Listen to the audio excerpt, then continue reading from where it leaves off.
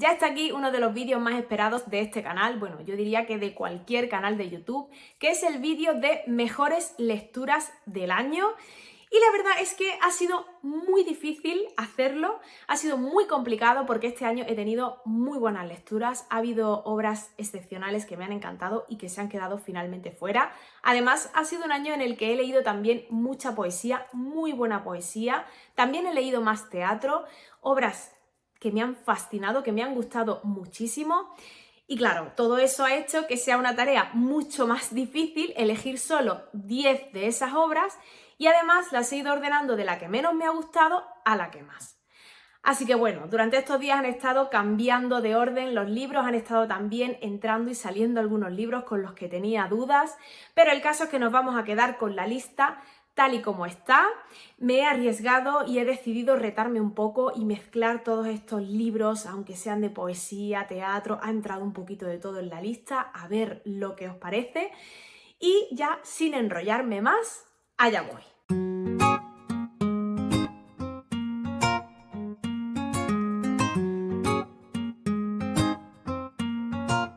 Empezamos directamente con teatro, justamente. La verdad es que necesito hacer un vídeo que lo haré hablando de las obras de teatro que he leído, que han sido todas muy buenas. Bueno, ha habido alguna que a lo mejor no tanto, pero la mayoría me han gustado muchísimo, han sido excepcionales. Pero me tengo que quedar con un autor que me ha impactado, sobre todo con esta obra, que es Edda Gabler de Henrik Ibsen. Qué manera de concentrar lo peor y lo más miserable del ser humano en una protagonista como es Edda. Y qué manera de medir perfectamente la pulsión, el ritmo, el desarrollo de la trama, qué manera de impactar al lector. Bueno, ya os he hablado de esta obra de teatro y seguramente que de muchos de estos libros os voy a hablar también sucesivamente en otras ocasiones, próximamente, así que me voy a quedar solo con una pincelada y os voy a hablar muy brevemente de estas lecturas porque, como os decía, muchas de ellas ya sabéis por qué me han gustado tantísimo, porque os he dado mucho la tabarra con ellas, tanto por Instagram como por aquí, por YouTube. Así que nos quedamos en la 10ª posición, ya sin decir nada más, con este pedazo de obra de teatro y con este autor, con este dramaturgo que os recomiendo muchísimo. Seguimos ahora con una novela que es la que va a ocupar la 9ª posición y eso sí, me gustaría tan solo decir una cosilla antes de seguir, porque conforme he ido colocando los libros para ahora ir enseñándoos, me he dado cuenta de que me he dejado muchísimos buenos libros fuera y en algunos casos, eso sí, me he guiado muchísimo más por el corazón y por la parte emocional, por lo que he sentido y experimentado leyendo estos libros, en detrimento de juzgarlos solo por su calidad literaria. Es decir, hay libros que a lo mejor creo que pueden tener mucho más conseguido pues el desarrollo de la trama, los personajes, la ambientación, el estilo, etcétera, pueden haber estado ejecutados de una manera más impecable, pero se han quedado fuera y han entrado otros que, a pesar de tener a lo mejor algún pero, en ese sentido más técnico, podríamos decir, o más literario, a mí me han llegado de manera especial y me he dejado guiar por el corazón y son libros que me han dejado huella al fin y al cabo y que se van a quedar conmigo de manera muy especial. Así que eso era lo único que quería apuntar y ya sí que sí, paso a deciros que el 9º libro es Espejo roto, de Mercè Rodoreda. Qué novela tan fascinante por la simbología, por las metáforas, por todo lo que nos va diciendo a través de esta familia, a través del paso del tiempo, qué mensaje tan bonito, qué personajes tan complejos y de verdad qué aventura tan hermosa y tan preciosa ha sido leer esta novela y seguir adentrándome en la narrativa de una autora a la que yo conocí con La Plaza del Diamante, que también me gustó muchísimo, pero Espejo roto creo que es una novela más ambiciosa, creo que es un proyecto en el que se nota que se dejó la piel y que a mí pues me ha llegado, como os decía, de una manera muy especial. Otra novela, aunque sería más difícil de encasillar, porque es una especie de diario, es un libro más complejo y en cuanto al género es complicado encasillarlo, como os decía. Se trata de Un alma gótica de Jiri Karasek. Y como ya os comenté, por aquí sí que hice un vídeo en el que os hablé un poquito más sobre este libro, me fascinó, me encantó ese decadentismo, ese protagonista con un flujo de pensamiento que te va llevando hacia su interior, hacia sus propios demonios, hacia cómo se siente. Quizá no sea una obra para todo el mundo, Pero si os gusta esta literatura más pesimista, en la que te vas dejando llevar, en la que no hay un hilo argumental o una linealidad propiamente dicha, sino que es todo un mosaico de sentimientos y un torrente de emociones en el que te tienes que meter y que te va arrastrando, desde luego, si consigues conectar con él, os lo recomiendo sin lugar a dudas. Yo lo tengo anotado, lo tengo dibujado, lo tengo muy vivido y muy disfrutado, y desde luego que sin lugar a dudas cuando lo leí supe que iba a entrar en este top. En la séptima posición ya aparece la poesía, de la mano de un autor que me ha acompañado en más de una ocasión en este pasado año 2024 y que me ha encantado, me ha fascinado y que estoy deseando seguir leyendo. Ya tengo aquí un nuevo libro esperándome. Se trata de Rainer Maria Rilke y de las elegías de Duino. Comencé leyendo las cartas a un joven poeta, que las tengo por aquí, que también me gustaron mucho, pero lo que yo me he encontrado en este libro, en el que también hay algunos textos y algunas cartas inéditas, ha sido como de otro planeta, ha sido alucinante por la belleza del lenguaje. Es muy simbólico, es muy abstracto también, pero lo que consigues de un virtuosismo, podríamos decir, o de una calidad, de una habilidad con el lenguaje que a mí me ha dejado absolutamente maravillada. Es un libro para leer sin intentar encontrarle un sentido a todo, sino para dejarse llevar. Es un libro en el que la mística, el existencialismo, los enigmas de la vida están muy presentes, tal y como lo sentía el escritor.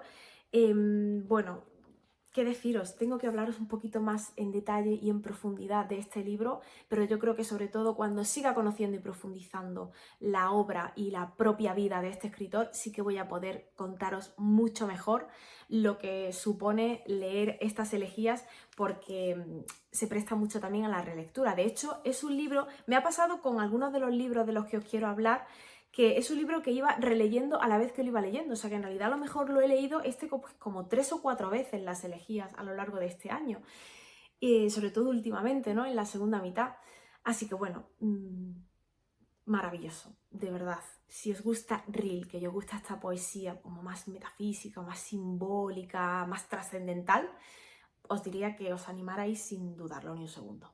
En la sexta posición está una de mis autoras favoritas. Me encanta, estoy deseando seguir leyéndola. Seguramente que en este 2025 va a estar también bastante presente. Se trata de Rosa Chacel, de la que ya os he hablado en más de una ocasión. Y en este caso he leído Memorias de Leticia Valle y me encanta. Me encanta la capacidad de observación de la autora, me encanta la sutileza, cómo con los silencios a veces y sin decirte expresamente lo que quiere decirte, te llega a transmitir tantísimo. Me gusta muchísimo cómo juega en ese sentido con el lector, me gusta cómo nos cuenta esta historia, cómo utiliza el lenguaje. Sí que es verdad que no es la misma Rosa Chacel que me encontré, por ejemplo, en Barrio de Maravillas, porque la técnica era diferente. Barrio de Maravillas era un flujo de pensamiento y había tintes también más filosóficos, bueno, era otra cosa, pero aquí he vuelto a ver parte de ese detalle al que le gusta llegar con la escritura Rosa Chacel, ese perfeccionismo. Se nota que era muy ambiciosa, que era muy perfeccionista y tenía que estar en este top sí o sí. Os animo mucho a leerla, ya os he hablado bastante de esta historia, así que bueno, y va a haber también bastante más Rosa Chacel en un futuro en este canal, así que animaros de verdad, si no la habéis hecho aún, a leerla. En la quinta posición, en la mitad de esta lista, se encuentra una autora que he descubierto este año, que también he estado leyendo y releyendo, que he leído un montón y que también voy a seguir leyendo en este 2025, que es Alejandra Pizarnik.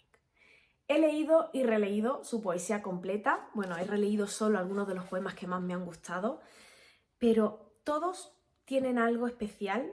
Me ha encantado, aunque es muy enigmática, aunque es muy simbólica, aunque tengo la sensación de que por mucho que la lea voy a tener que seguir releyéndola para verdaderamente comprenderla y poder atar todos esos cabos sueltos que te va dejando, que te va mostrando poquito a poco. Desde luego se desnuda por completo, desnuda su alma en cada uno de los versos, en cada uno de los textos, porque este año, además de la poesía completa, también he estado leyendo su prosa y ha sido maravilloso este viaje también. Reconozco que hay algún texto que otro que me ha dejado un poco más fría, quizá no lo haya llegado a entender tanto, o el simbolismo y la abstracción y la experimentación ha sido tal que a mí no me ha llegado del todo o que me ha faltado algo, seguir leyéndola o seguir indagando e investigando en su universo y en su mundo, pero ha sido una autora que tenía que entrar sí o sí. He empezado ahora a leer sus diarios, que los estoy disfrutando muchísimo, voy muy poquito a poco y seguramente que me van a acompañar a lo largo de todo este año, pero es que tenía que estar sí o sí. Reconozco que he estado dudando muchísimo, y esto tengo que decirlo, entre Pizarnik y una autora que me ha encandilado de una manera.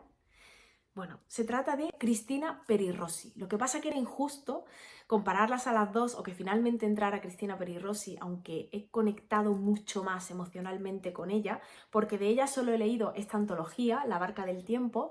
Estoy deseando ya leer su poesía completa y leer también otras de sus obras, porque es que me ha impactado de manera especial, me ha inspirado muchísimo, me ha fascinado cómo trata los temas, el paso del tiempo, el tema del exilio, el tema de la sexualidad, el tema de las palabras, del valor que tiene de la literatura, la escritura.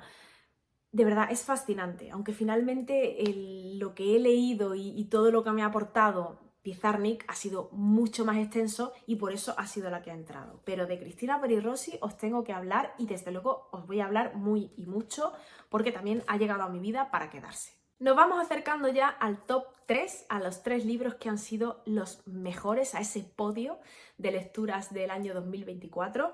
Pero antes, otra autora que cuando entró en mi vida fue para quedarse y que estoy deseando seguir leyendo, pero que es compleja y complicada muchísimo. En este caso se trata de un ensayo, se trata de filosofía y se trata de María Zambrano.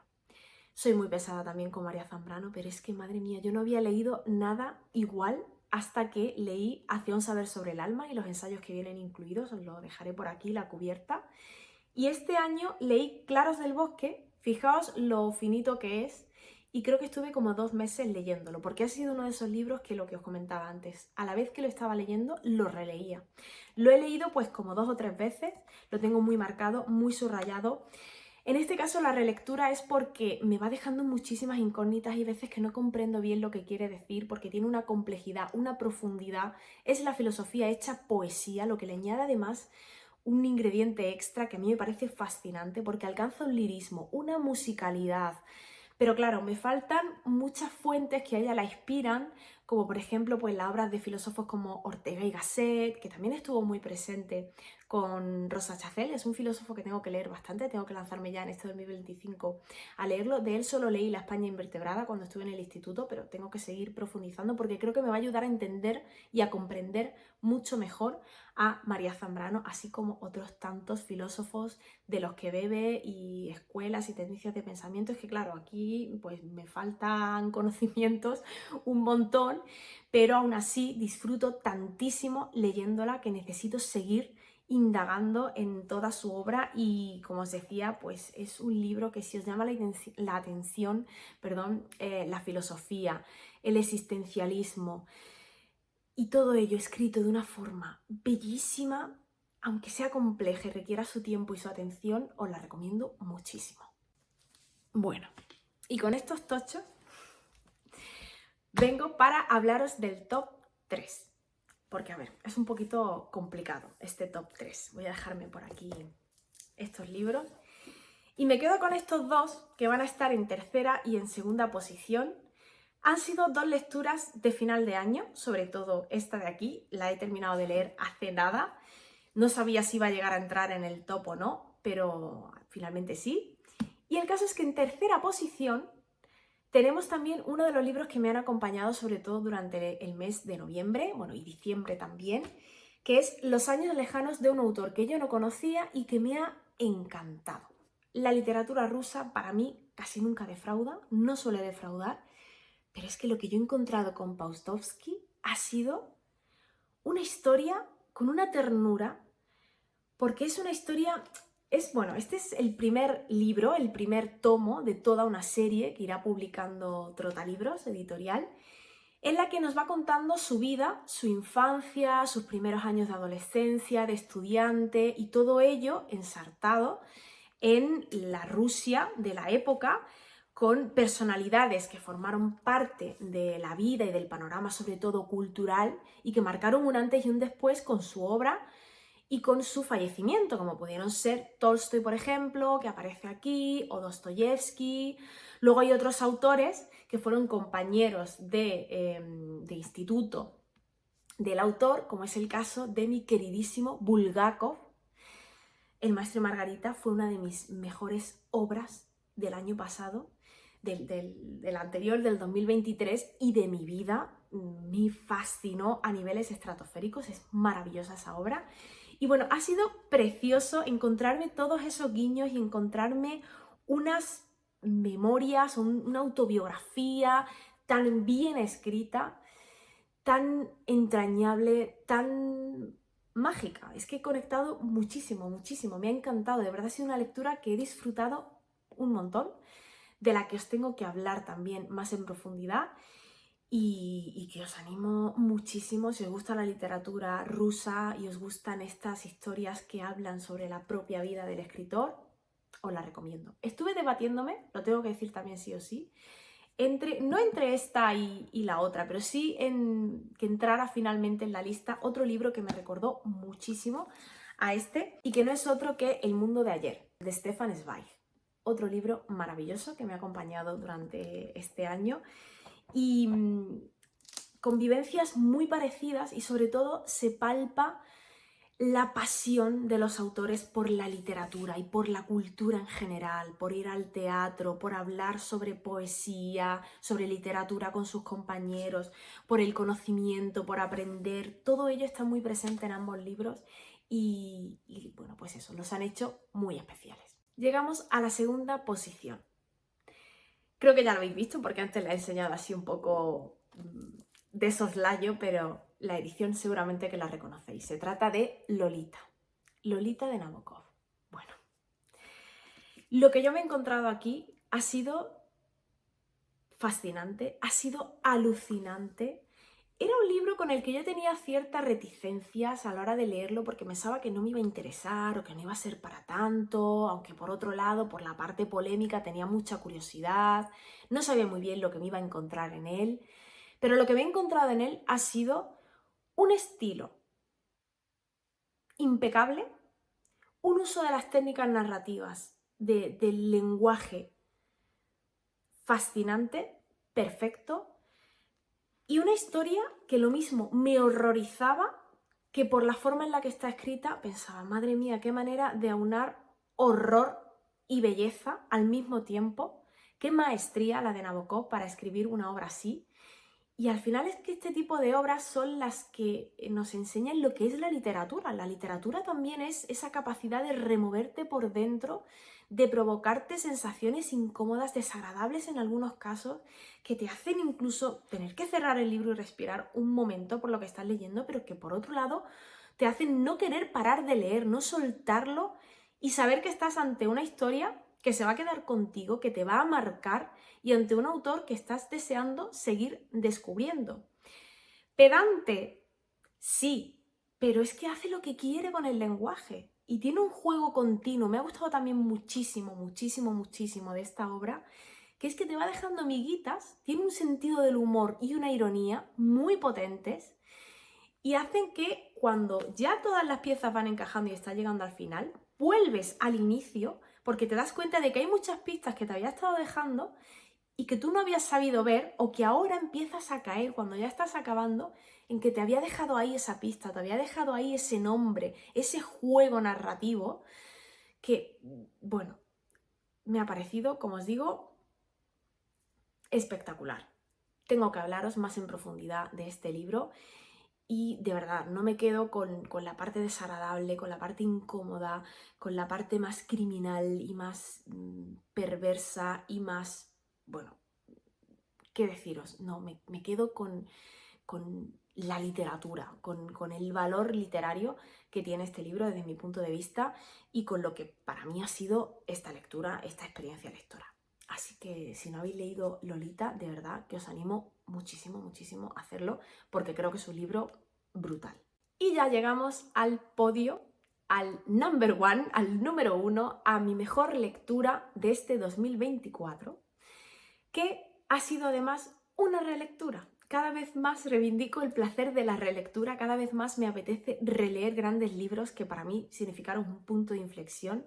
Lo que pasa que, claro, esto es pues lo que suele pasar, la pescadilla que se muerde la cola. Quieres releer porque disfrutaste mucho de un libro, pero luego te aparece otro o otros libros de ese autor que también quieres investigar, pero no tienes tiempo, pero como no tienes tiempo, bueno, en fin, ¿qué os voy a decir? Que releer me parece que es absolutamente maravilloso, pero que es también muy difícil, es una decisión a veces bastante complicada de tomar. El caso es que yo este año tomé la decisión de leer otra vez un libro que en su momento marcó para mí un antes y un después definitivo. Lo leí también durante un verano, hace ya muchos años, bueno, cuando iba a entrar yo a la universidad, creo que estuve haciendo la cuenta, no sé si 12 o 13 o 14 o 15 años, no me acuerdo ya de los años que hace, pero el caso es que en esta relectura no he vuelto a sentir, lógicamente, las primeras impresiones o lo que sentí en esa primera vez que lo leí, pero ha sido una experiencia mucho más completa porque me he adentrado de lleno durante el mes de agosto en el mundo de Don Quijote de la Mancha. ¿Y qué mundo? ¿Y qué universo? Es que no te cansas de leerlo, es un libro divertido, es un libro cruel por momentos, porque claro, hay que leerlo también teniendo en cuenta que es producto de su tiempo, que es hijo de su tiempo, pero luego tiene otros temas que no han cambiado, tiene otras reflexiones y otros pensamientos que son tan maravillosos, tan profundos, pero es que yo además tenía otro tocho aquí que tiene que salir casi que junto con este, porque para mí ha sido también inolvidable y ha sido perfecto. Se trata del ensayo de Miguel de Unamuno, Vida de Don Quijote y Sancho. Lo tengo también muy marcado, muy subrayado y ha sido un ensayo bellísimo, ha sido un ensayo que me ha encantado el enfoque y la forma de leer el Quijote y de transmitir lo que para él supuso la lectura del Quijote para Miguel de Unamuno, y es que tenían que salir casi que de la mano en este podio los dos, aunque también leí otros artículos y otras relaciones, estuve publicando en Instagram pues con Frankenstein de Mary Shelley, cómo veía Mary Shelley el Quijote, cómo lo veía Dostoyevsky, también leí un ensayo de Carlos Fuentes, Cervantes sobre la crítica de la lectura, que me gustó muchísimo, pero me tengo que quedar sí o sí con el de Miguel de Unamuno y me tengo que quedar con esta pedazo de relectura de la que os debo un vídeo en la que os hable más en profundidad de lo que ha sido para mí volver a Don Quijote de la Mancha, de lo que yo opino sobre este libro, la edición en la que yo lo leí, sobre todo pues el resto de lecturas que hice para completar la experiencia. Y con este podio, con esta relectura, pues me despido con este vídeo que ha sido tan especial, que ha sido tan difícil, pero con el que me lo he pasado también muy bien grabándolo. Ahora lo que más ganas tengo también es de leer vuestros comentarios, de que me contéis cuáles han sido vuestras mejores lecturas, si habéis leído estos libros, qué esperáis para el 2025, lo que queráis. Así que sin más, me despido. Muchísimas gracias por el apoyo siempre. En el mes de enero se cumple un añito desde que empecé por aquí por el canal. Espero que este 2025 venga cargado de mucha salud, de mucho amor, de buenísimas lecturas. Os deseo todo lo mejor y ya sin más, me despido hasta prontito. ¡Chao!